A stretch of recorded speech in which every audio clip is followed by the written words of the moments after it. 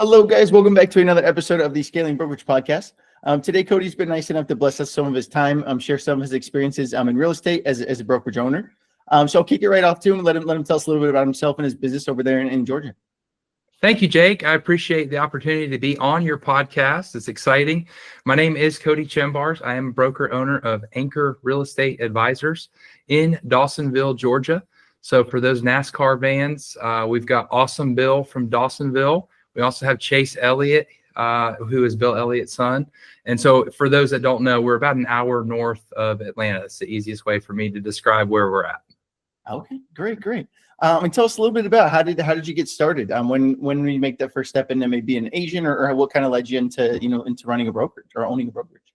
Sure. Yeah. So I went to college at first to be a pharmacist, and then I said, well, I flunked chemistry, so I decided to be a teacher. So I graduated from UNG in Dahlonega with a bachelor's in early childhood education and then also special education. So I ended up teaching for really the later years of my 20s. And then there was a pivotal moment in my life where I went to Walmart, and everyone thinks teaching is a phenomenal career, but they don't make very much. And so we were a single income family, and I had my second child on the way, and I was using WIC vouchers, food stamps. Awesome. And that's really what prompted my investigation into real estate. And my father-in-law, who was a broker at the time, said, you need to get into real estate, whether that's part-time, full-time. And so I licensed in March of 2015. So I'm heading on almost a decade just a few months. And then, so I left teaching in 2016, went full-time real estate. And then in 2017, I had some business partners approach me and say, hey, we want to start a brokerage. And so I wasn't able to be a broker at that time. In the state of Georgia, you have to be licensed for at least 3 years and 2 of those years practicing. So I was basically an office manager, but really acting as a broker. I did have someone as a qualifying broker in that position. And then in 2019, I built that brokerage to 16 agents. And 3 of those agents that I had trained from very get-go, right, graduating school, passing the exam, they left because of my partners. So that was a real wake-up call for me. And the day before my birthday in 2019, they released me out of the contract. They had locked me into a non-compete for 100 miles from Duluth and 2 years, which means I wouldn't be able to sell real estate in the state of Georgia. And then I interviewed with a large, well-known brokerage and franchise, and I spoke directly with the broker, and I said, hey, I don't know if I want to be a broker. It's a lot of responsibility, right? And so he said, well, if you create a brokerage, you're going to do it out of pride and arrogance. And I left that meeting and saying, that's not why I'd want to be a broker. So my wife and I started Anchor Real Estate Advisors July 1st, 2019. And so we're going on our 6th year this year. Oh, and congratulations. Yeah, thank you. Almost $500 million in sales, and then over 1,300 families that we've served through real estate. Oh, hey, that's wonderful. That's wonderful. Yeah. And tell us a little bit about too. What was that transition like initially? Kind of taking those first steps. I'm sure with kind of the conversation you had there too with the broker might not have been the most certain first steps we had. But how were you able to still get started, 6 years ago there? Well, I decided that even if I was an independent broker and I was the only one selling, at least I was going to be keeping money in my pocket. And I know some brokers out there, they have that mentality, and good for them. Depending on where you're coming from, some of these brokerages charge quite a substantial amount of money, and it's understandable. But at the end of the day, these large brokerages, they offer a lot of services and they have a lot of overhead. So they have to be able to be cash heavy. But, I really built it. I brought 5 or 6 agents with me from that previous brokerage. And then from there, I really built the brokerage with new agents that had come to me. They saw my success and really related with my story, coming from basically nothing, poverty, to creating a successful real estate business that brought freedom to me, brought freedom to my family, and really allowed me the financial freedom to, if I wanted to work, I worked. If I didn't, I didn't. Obviously I did. But Just slow and steady was how I built it. And then in 2022, we hit the peak of what we've had for agent wise. We had 56 agents at that point. And then what I found was up until that point, I was scaling very slowly and never really actively recruited, but scaling slowly. A lot of new agents, never had a heavy hitter, if you will, come over from a different brokerage, but I built people up. And then as these people were built up, their businesses were built up. So that's really the transition. And so now we're operating with 37 different agents here at the office. And then I also have a holding company that we have 8 agents in. So licenses are active. The goal for that was that they could refer business over to our full service brokerage. Absolutely. Hey, that's awesome. That's awesome. Yeah. And well, tell us a little bit about what it was like getting all the way up to 56 agents. Did we kind of feel like we were starting to wear a ton of hats? Did it start to feel crazy, or what was it like? Yeah, it was absolutely crazy. That year, I remember I felt like I had to create some kind of leadership team. And so I did. I created an executive team, and really I built it around a few of the agents that helped me start and grow Anchor. And then I brought in some top producers. And at that point, we did have top producers come over. And so I built my leadership team around that, basically on the idea and the principle that they were heavy hitters. They were in the business. And I really wanted that insight to what they wanted to help grow this brokerage, because I realized I can only do so much as a single person. Yeah. And so built out that team and ended up taking that team to the Dominican Republic for a retreat.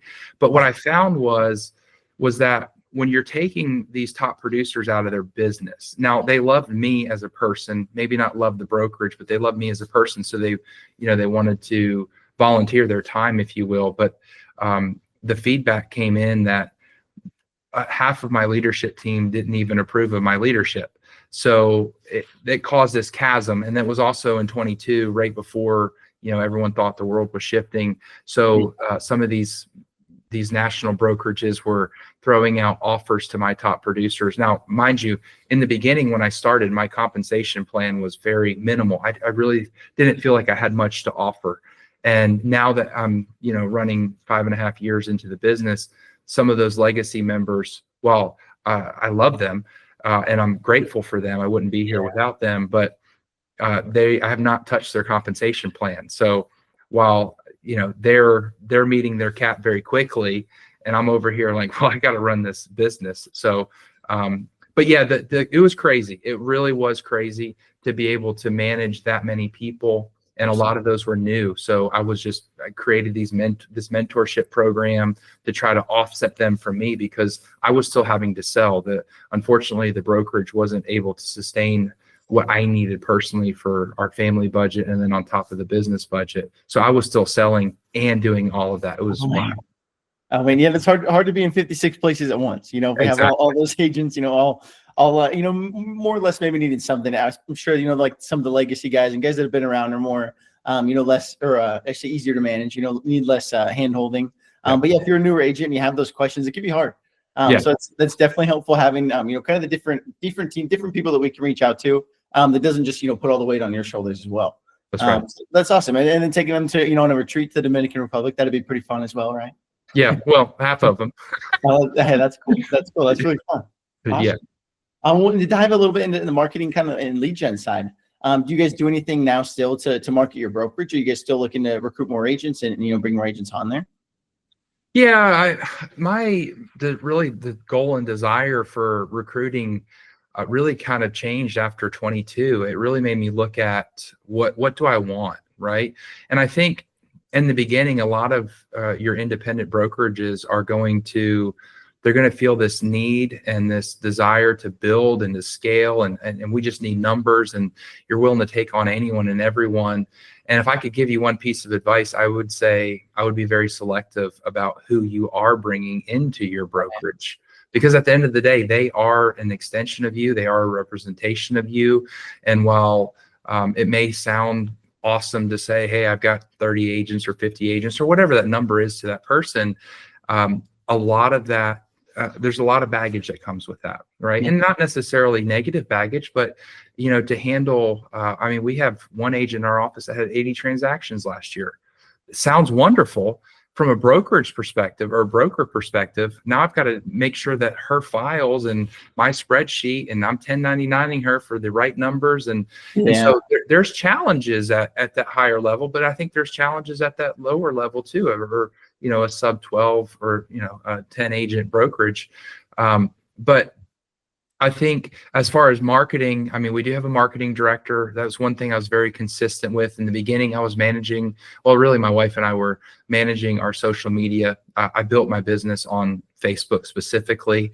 Yeah. And I know some people are like, Facebook, but I built my business on Facebook. I was so consistent with my business page. I built out my reviews. I built out my followers. I mean, there was one time when I was really getting started, I paid $200 to Facebook just to fill my followers, to go from 200 to 500. And I paid $200 and they filled the followers. But, now our marketing consists of really going back and telling the stories of our past clients or maybe our current clients, because where we're at, it's very difficult to find affordable housing.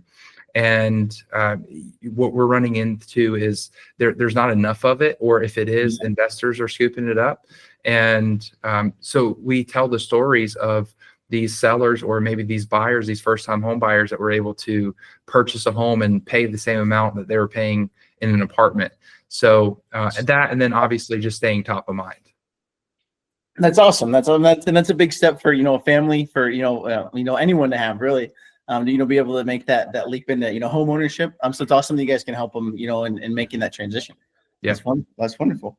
Yep. And I know maybe something you used in the past there when you really were scaling. Did you guys ever use any like systems or anything to help you recruit that might be helpful for someone out there today looking to recruit?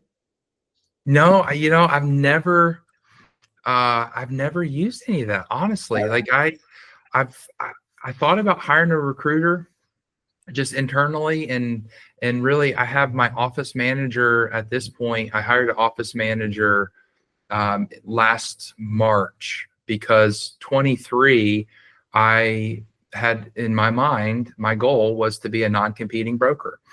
And so I really took my hands off the selling wheel. I brought in a co-listing agent that was supposed to help alleviate the calls. And so I could be in the office and help agents grow their business. And that almost bankrupted us.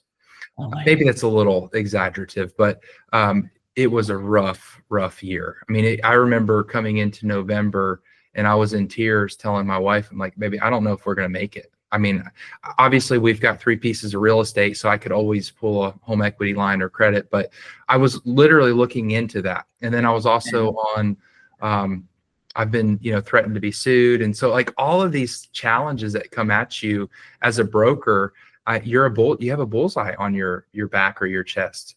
And, it's just being consistent of everything that you do, right? And not letting these distractions come up and take you out of what you're supposed to be doing. So, yeah, I don't know if I answered your question. I kind of got off on a tangent there, but no, you're right. No, you're right. It was just in regards to systems, but no, you did answer. Yeah. So no, I think it was Broker Metrics or I've talked to a couple of brokers and I asked like, how do you recruit? And they're doing Broker Metrics, and it's not a plug for Broker Metrics. I looked into it, and I think it was just when I called, it was a substantial amount of money monthly for me to reach out to these agents and do what I don't want brokers to do to my agents. So I never did it. And it's always in the back of my mind. I said, I don't want to recruit another agent because I don't want it done to me. And, call it the golden rule, call it treating others as you want to be, whatever. I didn't want my agents to be recruited. So if I were to have a strategy of recruiting, I am highly relational. And so, if somebody is interested, I'm not pursuing people. I want people to pursue me. I want my clients to pursue me. But I never made it a priority to recruit. I've always had agents come in and out the door. Gotcha. Understand. No, no, and absolutely, especially if we can do that in our market, build that, more attraction based, Yeah. way of bringing on agents. Hey, that's the best way to do it. We're going to get, agents that are interested in us, want to learn, want to grow, agents that are really hungry, kind of chomping at the bit. So that's awesome. That's awesome. And tell us a little bit about the future. I know, you're just kicked off in 2025 here. What are some of the goals you have for this year, that you'd like to accomplish? Yeah. So I think for brokerage wise, obviously we want to increase the amount of families that we serve through real estate. So last year it was 318 families. One of the agents at our celebration, our awards celebration a couple of Tuesdays ago said, well, we need to be at 500 families. I said, listen, if you guys want to run for it, I can only do so much. Yeah. So, obviously we just want to continue to improve and continue to expand the amount of people that we help. Nice. Just in the last 15 days, I've had 4 conversations with agents that are looking to make transitions to a different brokerage. I didn't call them. So obviously we want to continue to scale. We want to continue to grow the brokerage. I am licensed in Alabama, looking at getting licensed in Florida. Really, we want to cover the whole Southeast. So, at some point we do want to expand, have some satellite offices. But at this point, going back to the question of what is the goal for this year is to dominate the Dawsonville, Georgia real estate market. And so I am launching a landing page to drive traffic from Google to this site to increase listings, and more listings equal more signs. And then I'm also looking at starting a YouTube channel specifically for Dawsonville, North Georgia Mountain. So, anyone that wants to move to the area, they're going to see my face. They're going to see my ads on Facebook. They're going to see my posts on Instagram. They're going to see my videos on TikTok. By the time they get here, they already know me, and they're going to want to work with me or work with another one of our associates. That's awesome. And just curious, are you guys in a pretty big market out there? Yeah, I think we're running somewhere between 35,000 to 40,000 for population. We only have some satellite brokerage offices here. We are the only standalone brokerage that was founded in Dawsonville. We, like I said, a couple of national brands, but they're small. My wife and I purchased 2,400 square feet of commercial office space at the end of 21. So that's been huge. We're centrally located right off of the main highway, right behind Sonic. So, awesome. Yeah, not a lot of foot traffic. What's that? I said, always a good spot to be. Yeah. It's just avoid the French fries. But I think we're just centrally located, and I'm very involved in the community. We do a community outreach. This will be our 3rd year going on. It's called the Anchor Spring Fling. I'm on the Dawson Chamber. I'm the 400 North Association of Realtors president this year. So got a lot going on, but I'm plugged into the community, and that's really the goal, is to be the #1 brokerage in Dawsonville. That's awesome. Hey, that's awesome. And it sounds like you guys are on the right track. Especially, if you're beating out those bigger box brokerages, that can usually in some cases offer, quite a bit of technology and things on the back end. That means we're doing something right on the front side, to keep those agents around and keep them happy. So that's awesome. That's wonderful. Yep. I know we talked kind of short term there, that this year. What about, let's say, I know it sounds like a little futuristic, but 2030, 5 years from now, what would you like to look back and see yourself have accomplished by 2030? Man, I'll tell you, Jake, if someone told me 5 years ago that Anchor would still be here, I don't know. I get it. I get it with having goals and writing down. And, I would say certainly over $1 billion in sales. That wouldn't be very difficult, I think, especially in 5 years. But I don't have an agent number. It's not about that for me. It's really about the impact and the experience that our agents provide to our clients. So, as far as 5 years, certainly I think I would be licensed in all of the states that touch Georgia. So at that point, potentially expanding, having an office in maybe Anderson, South Carolina. Nice. We do some business in North Carolina. just because some of those clients will come down and they'll want to be in like North Georgia. So I think it just makes sense to slowly expand, but not to the point that we can't sustain it. Because I think if you grow too fast, which we did, and I've already walked through, it's cool and it's cool to say, but at the end of the day, you can't sustain it. You don't have the resources, you don't have the people. And really the people are what are going to help you propel the brokerage in any sense of the word, right? So, and then obviously you need to have the raving fans, your clients, your sphere that are touting you from the mountaintops to say, hey, there's nobody else that you need to use besides Anchor Real Estate Advisors. Yeah, we can start building that from day one. Maybe we're just an agent now. Just getting it. Maybe brokerage ownership isn't even in the cards and the thoughts, for the future. But building that sphere and building our farming, some say, but building our network essentially, will really lead to us being able to maybe do something like that in the future. So that is a great point. It all starts today. Can't push it off. That's awesome. That's awesome. And I know you touched on a little bit earlier some advice for newer brokerage owners on the recruiting side. Do you have any advice for someone that if they were, to get started in today's market, kind of what should be their first steps? Man, if I could go back to that Cody in 2019, I would probably say give yourself a lot of grace, right? You're going to make mistakes. You're not going to have it all together. I would also say guard your personal time. And whether that means family, whether that means just your own well-being, your own mental wellness, because when you're a broker, people bring you all of their problems, and it's a good thing, right? That they trust you and they feel comfortable with you. But at the end of the day, you cannot take that home with you. You cannot take their personal struggles home with you. You cannot change people. You cannot do it for them. And I've had a coach for the last 2 years, and quite a few times of our coaching sessions, he says, Cody, you care more for these people's business than they do. And it's true, right? Because I know the freedom that I found in real estate, and I want that freedom for everyone. But at the end of the day, most of the people, they don't want the freedom for themselves. So take what you can from what I just shared, but definitely give yourself grace and enjoy the ride.